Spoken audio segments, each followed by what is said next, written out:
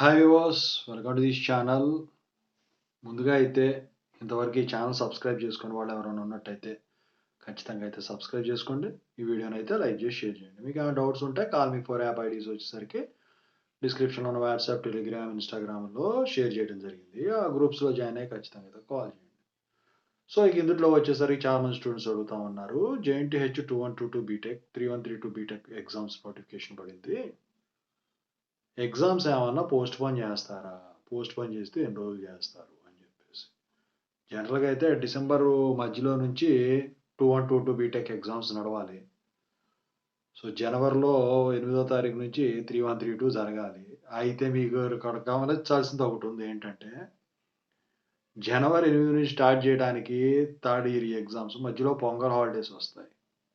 So JNTH కొన్నిసార్లు చూశాను నేను, పొంగల్ హాలిడేస్ తర్వాత కూడా పెట్టిన రోజులు ఉన్నాయి. సో ఎప్పుడూ రాలేదు ఈ సిట్యుయేషన్. అయితే ఈ 1112 ఉన్నాయి కదా, 2022 పాస్డ్ అవుట్ వాళ్ళకి R18 వాళ్ళకి స్పెషల్ సప్లీ డిసెంబర్లో కండక్ట్ చేసినప్పుడు 1112 ఏవైతే ఉన్నాయో ఆ ఎగ్జామ్స్ పొంగల్ హాలిడేస్ తర్వాత పెట్టారు. అయితే 3132 మరి అకాడమిక్ క్యాలెండర్ ప్రకారం జరుగుతుందా తర్వాత జరుగుతుందా అంటే మ్యాక్సిమం పొంగల్ హాలిడేస్ కింద కన్సిడర్ చేస్తే పొంగల్ హాలిడేస్ తర్వాత ఉంటుంది.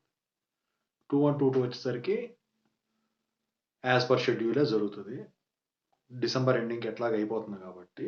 సో 2122 బీటెక్ మాత్రం ఎట్టి పరిస్థితుల్లో పోస్ట్ పోన్ కాకపోవచ్చు. కానీ థర్డ్ ఇయర్ మాత్రం మ్యాక్సిమం నాకు తెలిసి పొంగల్ తర్వాత ఉంటుంది. ఫస్ట్ ఇయర్ ఫోర్త్ ఇయర్ అంటే తర్వాత ఎలాగో ఫిబ్రవరిలో అట్లా ఉన్నాయి కాబట్టి సో మ్యాక్సిమం ఇదే సీన్ అయితే ఉండొచ్చు. ఎందుకంటే 8వ తారీఖు స్టార్ట్ చేసిన 3132 ఎట్లా 10వ తారీఖు నుంచైనా ఖచ్చితంగా అయితే పొంగల్ హాలిడేస్ ఇవ్వాలి. 11, 12 ఇలా. ఓకేనా? సో ఓవరాల్గా అయితే నాకు తెలిసిన ఇన్ఫర్మేషన్ ప్రకారం అయితే 3132 అయితే పోస్ట్ పోన్ చేయొచ్చేమో కానీ యాజ్ పర్ అకాడమిక్ క్యాలెండర్ కాకుండా 2122 మాత్రం పోస్ట్ పోన్ కావు.